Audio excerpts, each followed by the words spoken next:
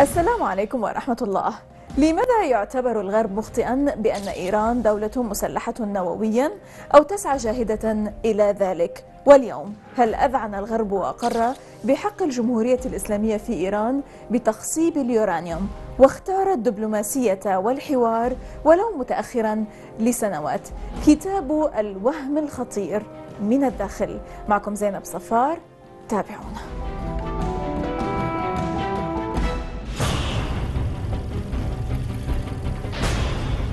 تصر بعض الوسائل الإعلامية البريطانية على التكهن بقدرات إيران النووية وإمكان اشتعال المنطقة بصراع نووي، بيد أن تلك الوسائل الإعلامية تتجاهل الإجماع الصريح للتقارير الاستخبارية الأمريكية على عكس ذلك. ولكن لماذا يتساءل بعض المراقبين؟ الصورة الأساسية التي تروجها تلك القنوات الإعلامية قامت على حذف مجموعة من الوقائع الأساسية حول أنشطة إيران النووية التي هي في متناول الجميع على الإنترنت، مثل المعلومات الاستخبارية الرامية إلى أن إيران لا تمتلك برنامج أسلحة نووية اليوم ولم تمتلك واحدا لعقد خلا، وأن إسرائيل تتفق وبنحو كبير مع التقارير الاستخبارية الأمريكية وكذلك روسيا، إضافة إلى لائحة طويلة من المعلومات التي يرصدها المراقبون. بيتر أوبورن المعلق السياسي الرئيسي في صحيفة الدايلي تلغراف وفي العديد من البرامج التلفزيونية على الشبكات البريطانية، ومؤلف العديد من الكتب التي تتحدث عن تراكيب القوى الكامنة وراء الخطاب السياسي، والذي انتخب كاتب العمود الأول في جائزة الصحافة عام 2013، وزميله الفيزيائي والكاتب الخبير في قضايا الشرق الأوسط الدكتور ديفيد موريسون راقبا تسلسل الخطاب الإعلامي والسياسي في الغرب فيما يخص التعاطي مع الملف النووي الإيراني وبرنامج إيران النووي منذ زمن الشاه وحتى يومنا هذا، ووثقا المعلومات في كتاب بعنوان الوهم الخطير: لماذا الغرب مخطئ بشأن إيران النووية. أوبورن وموريسون كيف يحللان حجج الغرب ضد إيران في موضوع النووي، وما أبرز النتائج التي يكشفها كتابهما، وعلى ماذا ارتكزت تلك المعلومات، وكيف واجها السخط الذي انهال عليهما من دوائر عدة في الغرب، وهل التهديدات العسكرية ضد إيران تنتهك القانون الدولي؟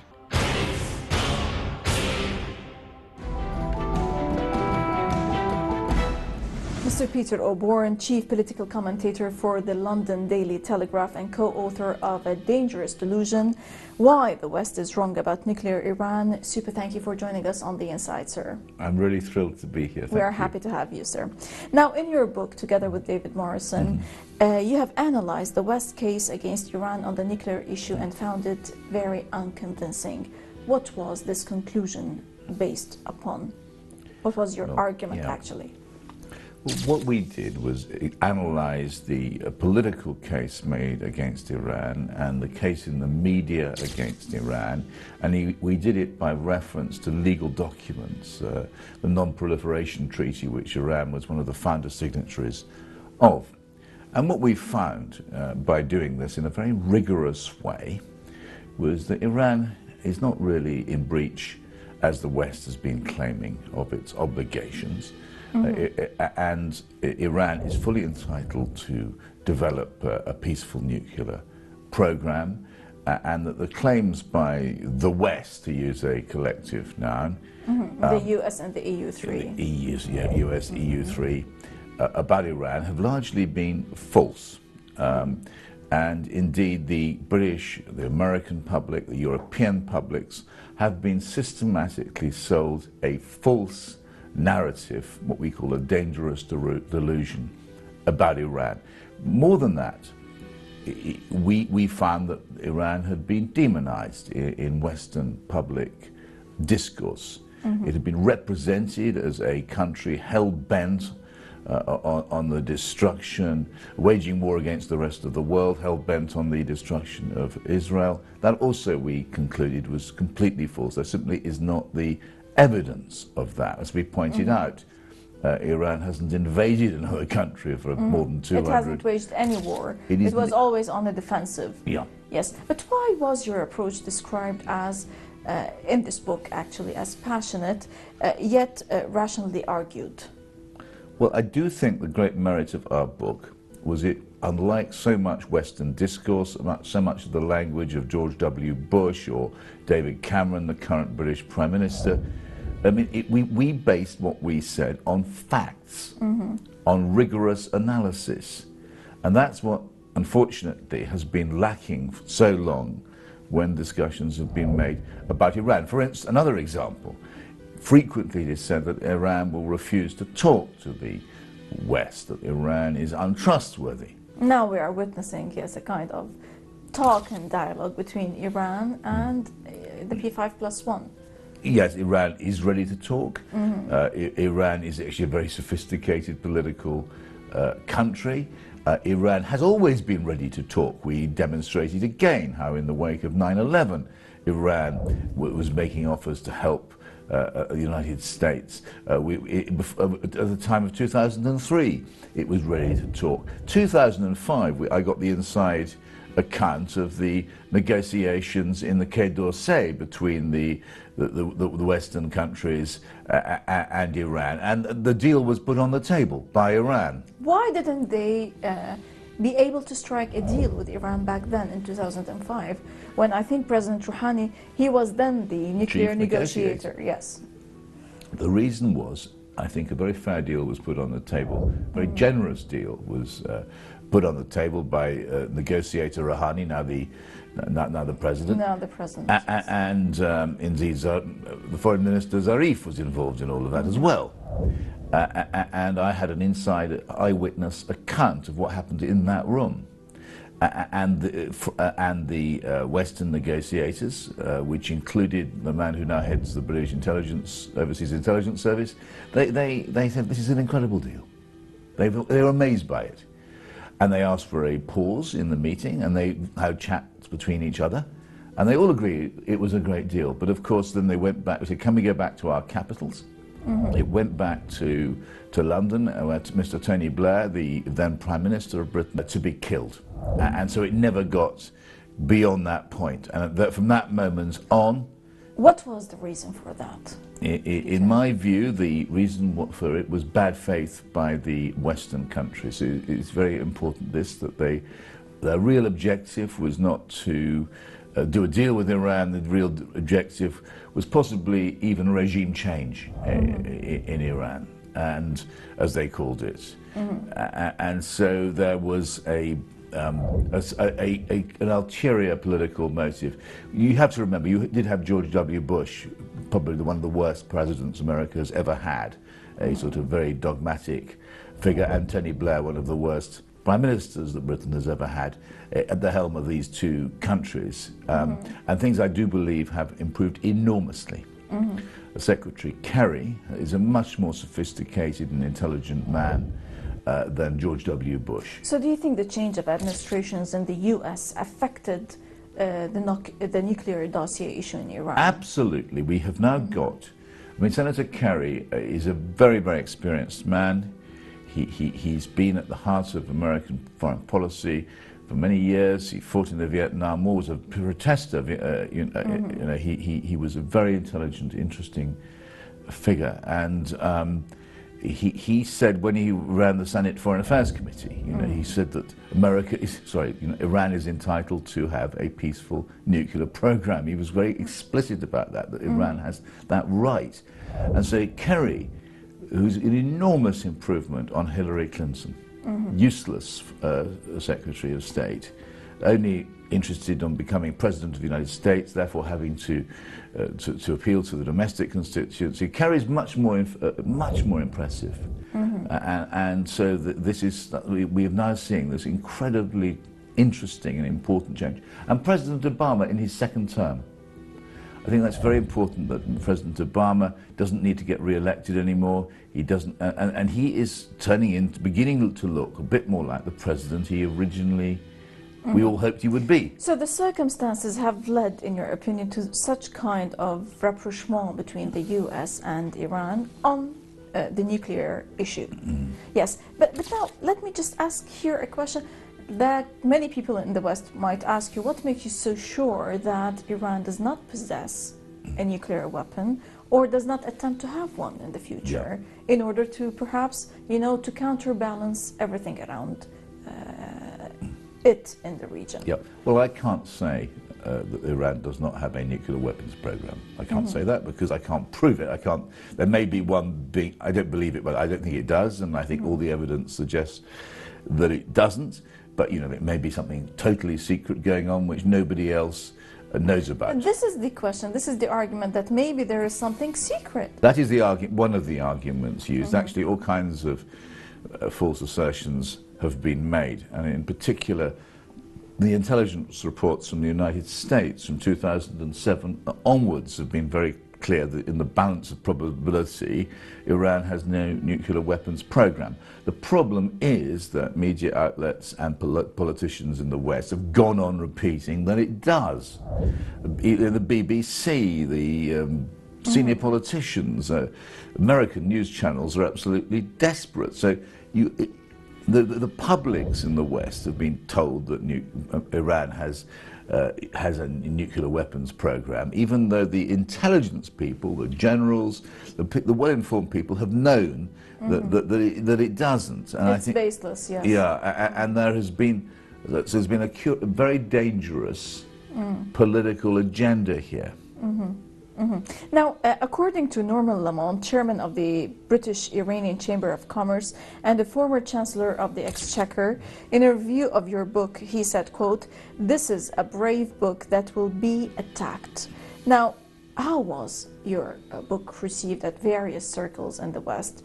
And how did you face perhaps the wrath of the neocons descending on you concerning this particular headline?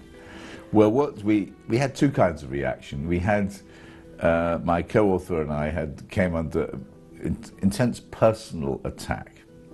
That people who didn't like the book would attack us personally. They didn't go for the arguments that we made in the book. They just they kicked, in footballing terms, they went for the man and not the ball. They kicked. But we also got, I was very, very surprised and gratified, a very good response from many people who really understood Iran and the history of Iran and the current diplomatic situation. Now, your book attempted to destroy these kind of myths and distortions about the nuclear program of Iran, and this actually have been enabled by Western policymakers in the West to depict Iran as a major nuclear threat. This was their attempt. How were you successful through your book to destroy these distortions? Well, I'm very proud. Our book appeared last spring, before the Iranian elections, before even Secretary of State Kerry had shown his cards. And we made very strongly the argument that we should have a nuclear deal with Iran. And we set out how it should be, that the West should acknowledge all the rights which Iran has under the Non-Proliferation Treaty to develop peaceful nuclear power, and at the same time should submit itself to the obligations which it has under the same treaty to onerous inspection. So that the international community, the IAEA, the International Atomic Energy could go around and have a total access to be sure that Iran is not developing a nuclear weapon, which would be against that treaty. Right. Peter Oborn, we're going to stop now for a short break, and then when we come back we will discuss the military threats against Iran and how they contravene international law. إذن من الداخل سيعود بعد هذا الفاصل. لا تذهبوا بعيدا.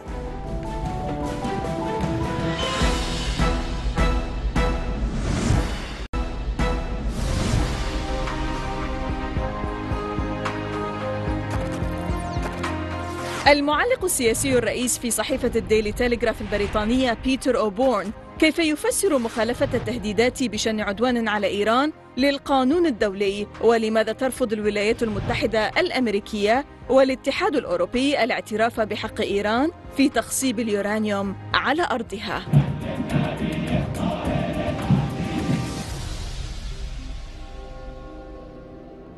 Simply that it's illegal under international law to threaten to invade or attack another country. And so the repeated threats made by Western countries, as my co-author, great merit of the book we wrote was nothing to do with me, by the way. It was David Morrison, who really is an expert on international issues. And Mr. Morrison was able to show very clearly that actually America, Britain, it breached international law very clearly and actually ought to be sanctioned or by the United Nations. You know, they are breaching the international law. At the same time, as you said, that Iran, they have the right for uranium enrichment on their soil according to the international law and the NPT.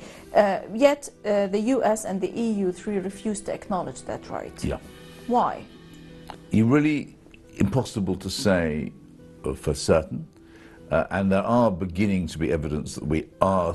It's quite clear to me that they're going to have to acknowledge that right if you're going to have a deal. And I think that one of the reasons they don't acknowledge it is all sides have to talk to a domestic audience. And so they will talk much stronger language to the domestic audience. I think this probably applies in Iran as well, from President Rouhani, in order to reassure. To find the pretext, perhaps, for such kind of... But I think it is becoming... I think that the Western countries are now becoming aware that they must... There is no deal unless they recognize the right of Iran to enrich. Allow me here to talk a bit about how the BBC keeps on saying that the US and other states suspect that Iran is secretly building a nuclear bomb, or perhaps words to that effect, even though since 2007 the US National Intelligence Estimate on Iran has judged with a high degree of confidence that Iran does not have a program to develop a nuclear weapon. And on 12 March 2013, the US Director of National Intelligence, James Clapper, confirmed that this remains the view of the US intelligence today, and he delivered also this message to the Senate Armed Services Committee on April 18th, 2013. Yet these important information by the intelligence apparatuses does not make way to the headlines in the BBC and the mainstream media. Actually, why? Yes, it's extraordinary the way in which the BBC and the Times newspaper, for instance, would do the same.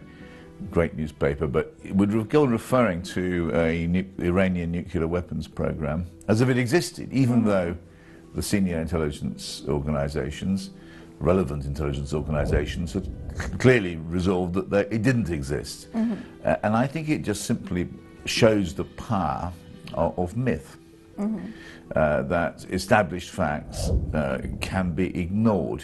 And it also showed the power of an agenda. I think there was and remains in parts of the West an agenda to use sanctions and, if necessary, force to drive forward regime change in Iran.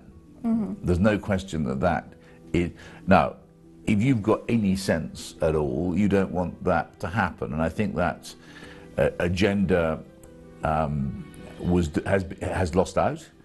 I think it's very important that the move to in the U.S. Congress to block the deal with Iran has been seen off, but there's a whole lot of people, very well placed, who did want to bomb, to attack Iran, and that's why we wrote the book, because it would be calamitous if that were to happen, and it would be an outrage. It would be catastrophic, actually. But did the sanctions that the West pushed hard for in Iran, did it lead to the regime change they were after? Well, again, when as we revealed that Rouhani made that offer in 2005, I don't think there were any centrifuges. When they had very few centrifuges. Now almost 20,000. Almost 20,000, and that was during the sanctions regime. And so they'd done the deal in 2005, which was put on the table by Rouhani. Admittedly, it needed to get the consent of other forces inside Iran, you know, but nevertheless, we in the West refused even to talk about it. But if that deal had been done, you know, Iran would be far down that line. So we feel that it is not sanctions which brought, my co-author and I would argue that it's not sanctions which brought Iran to the table. It is the fact that the West has been obliged to recognize the right which Iran possesses to develop peaceful, I repeat, nuclear power. Now, as a prominent veteran journalist, sir, how do you see the approach of the mainstream media in Britain in particular in trying to inculcate this dangerous delusion, as you well, it makes me absolutely ashamed. And I think we need to learn lessons about the way in which we report you know, what's going on in other countries. We haven't been respectful enough in the reporting of a great deal of what goes on inside. There are, by the way, abuses in Iran. There are human rights violations in Iran. We're right to expose those. But it's also a very sophisticated country. It's also not been guilty of many of the things which it's been accused of, and also we've been guilty of violations of Iranian sovereignty. So we need a much more balanced framework for reporting of Iran. Actually, and by the way, I'm fundamentally optimistic now. I do believe that we have seen an enormous change. I in think, what sense? Well, one of the many hypocrisies was that the ally, Saudi Arabia, who had been a very close ally of the United States and Britain, and the West, there are many abuses of human rights from the Saudis, and indeed Saudi unofficially sponsors terrorism across a great deal of the world. That's been ignored in recent years. I never really understood it. And whereas turning a blind eye to one thing and just double turning a blind eye to Saudi Arabia and emphasizing every alleged fault from Iran, there was an imbalance. You know. Have you ever been to Iran, sir? I never have been to Iran. How could you write about a country when you've never visited the country and known the people and the culture and, you know? Well, I've known many individual Iranians, by the way. I don't want to.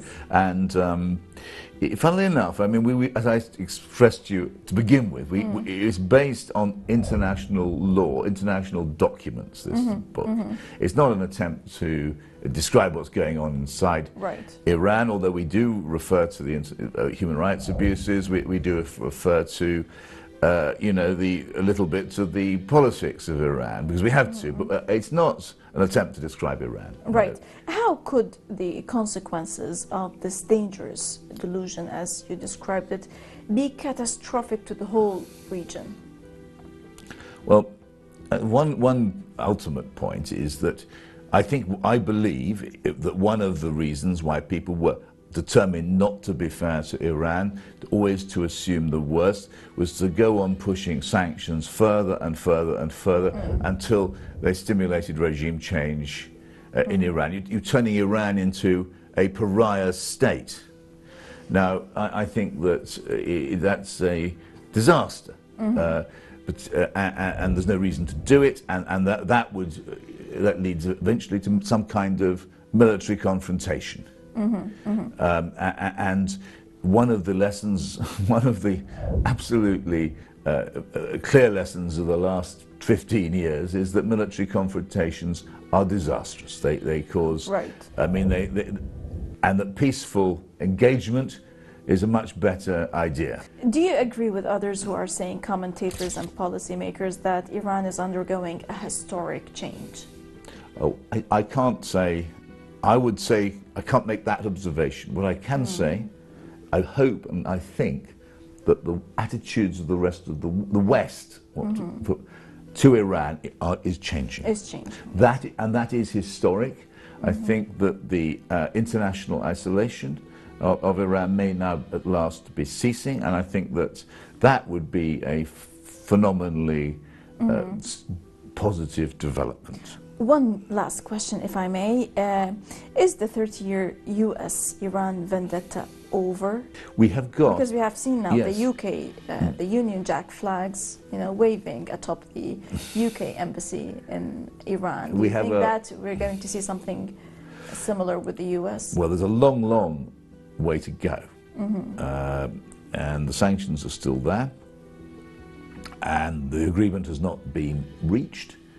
But I think that the Americans have now got a sensible Secretary of State and a decent president who seems to understand these issues. And meanwhile, in Iran, I think the President Rouhani offers an extraordinarily interesting way forward. I think he's politically very brave. He appears to have the support of the supreme leader. And so I feel more optimistic now about developments than I probably have in my lifetime. Right, Peter Oborn, chief political commentator for the London Daily Telegraph and co-author of A Dangerous Delusion, Why the West is Wrong About Nuclear Iran. Many thanks indeed for joining us. Thank you very much. You're most welcome, sir. إذن لقاء جديد في الأسبوع المقبل مع ضيف جديد وقضية جديدة ودائما من الداخل. للمزيد من التواصل بريدنا theinside@almayadeen.net. إذن theinside@almayadeen.net.